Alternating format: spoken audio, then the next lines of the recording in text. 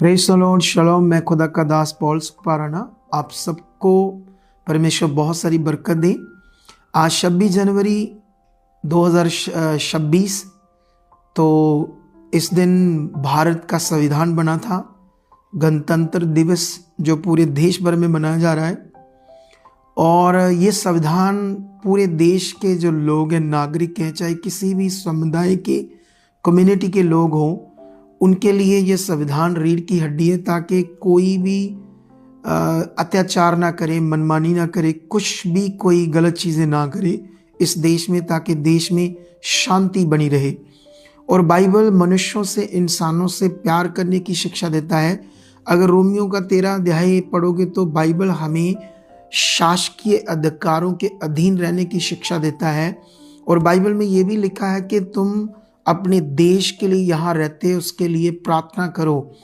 तो जो क्रिश्चियंस है, जैसे मैं, तो हमारा मतलब है जिस देश में हम रहते हैं उस देश डेवलप हो, इतनी शांति, इतनी खुशी से दिल से लोग रहें। लेकिन आइए हम देश के लिए प्रार्थना करें। उससे पहले एक फोटो देखो, ये वाली। तो अभी आपने ये फोटो देखी कि ये उड़ीसा का एक पास्टर है, पादरी। तो कैसे श्री राम दल वालों ने इसके मुंह में गोबर धकेल रहे हैं, और ये कितना नीच है। बाइबल कभी भी किसी मनुष्य के साथ बुरा करो ये कभी नहीं सिखाती। इन्होंने अपने ग्रंथ से, अपने धर्म से क्या यही सीखा है कि अगर हम अपने धर्म का प्रचार करते, जैसे श्री राम हो, कोई भी हो, ये जो हिंदू धर्म है, इनके बहुत सारे क्रिश्चियन देशों में मंदिर है। अगर ये बातें वहाँ तक जाएगी तो सोचो इस देश की अमेज क्या होगी। लेकिन जो इस समय की सरकार है वो आंखों पर पट्टी बांध कर बैठी है, ऐसे लोगों के खिलाफ कभी कोई एक्शन नहीं लेते।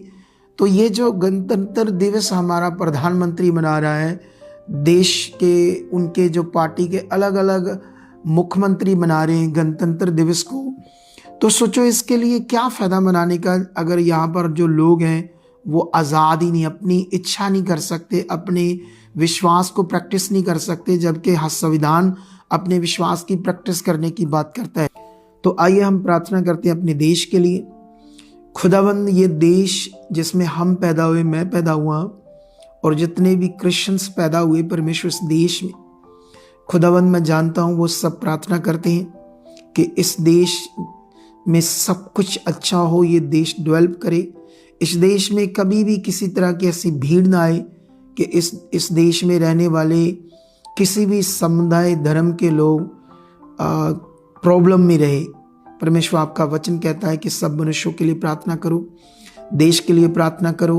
आपका वचन कहता है मौजूदा जो शासकीय अधिकार है, जिनके पास जो सत्ता पर बैठे, उनके लिए प्रार्थना करो। परमेश्वर, हमने इस देश के प्रधानमंत्री के लिए, हर स्टेट के मुख्यमंत्री के लिए प्रार्थना करते। परमेश्वर, उन्हें बुद्धि और समझ देना ताकि इस देश को और अच्छे से चलाएं, ताकि परमेश्वर पिता इस देश में रहने वाले हर धर्म कम्युनिटी के लोग परमेश्वर शांति से जिए।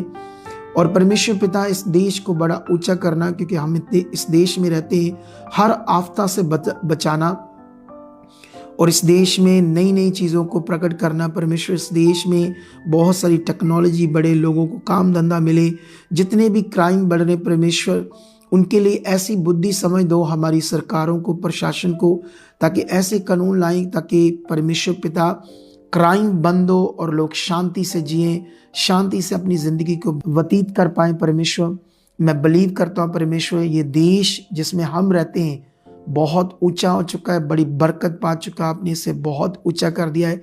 ऐसा हो चुका है यीशु मसीह के नाम से। आमीन, आमीन।